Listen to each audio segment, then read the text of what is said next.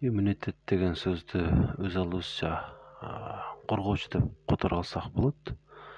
Ушул эле сөздүн тескериси оору. Демек, иммунитет бизди оорудан коргойт. Эгерде биздин денебизди мамлекетке салыштыра турган болсок, иммунитетибиз биздин бул коргоочу армиябыз. Ал эми оорулар биздин душманыбыз. Душмандын түрлөрү бар: сырткы душмандар жана ички душмандар. Ички душмандары бул онкологиялык оорулар, рак. Ал эми сырткы душмандар болсо вирус, бактерия, ушулар биздин сырткы душмандарыбыз. Токсиндер дагы бир оорулардын тобу бар, бул өнөкөт оорулар. Алар биз үчүн коркунучтуу болбогону менен өмүрүбүздүн бир аз болсо дагы кыскарышына себепчи болуп калышы мүмкүн. Ошондуктан алар дагы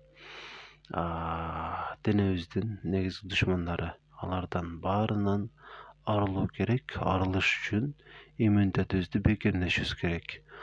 Аны бекемдөөнүн ар кандай түрлөрүн, аргаларын айтсак болот. Мисалы, спорт, туура тамактануу, жетиштүү өлчөмдө уктоо, дайым жакшы маанайда жүрүү деп көп нерселерди айтсак болот. Бирок алардан дагы маанилүү болгон бир аракет бар. Эгер ошону дагы аткара турган болсок, биз иммунитетибизди чеп сыяктуу бекемдейбиз дагы ар кандай ооруга каршы күрөшүү мүмкүнчүлүгүбүздү жогорулата алабыз.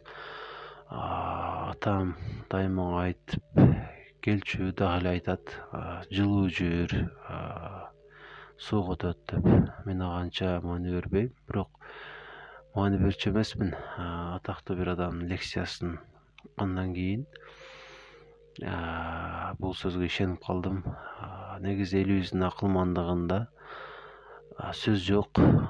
Баардык нерсеге туура мамиле кылууну аталарыбыздан, апаларыбыздан үйрөнсөк болчудай.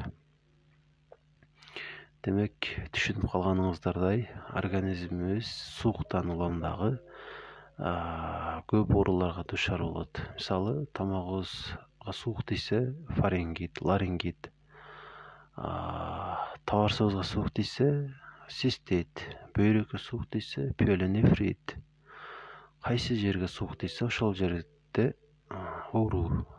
Мисалы, муундарга дагы суук тийсе артрит. Ушундай айта берсе аягы жок.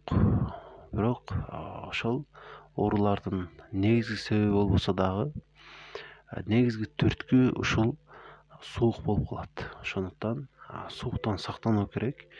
Эгер азыр эле мисалы денеңиздин кайсы бир бөлүгүндө муздакты сезип турсаңыз, колуңуз менен кармап текшерип деле көрсөңүз болот.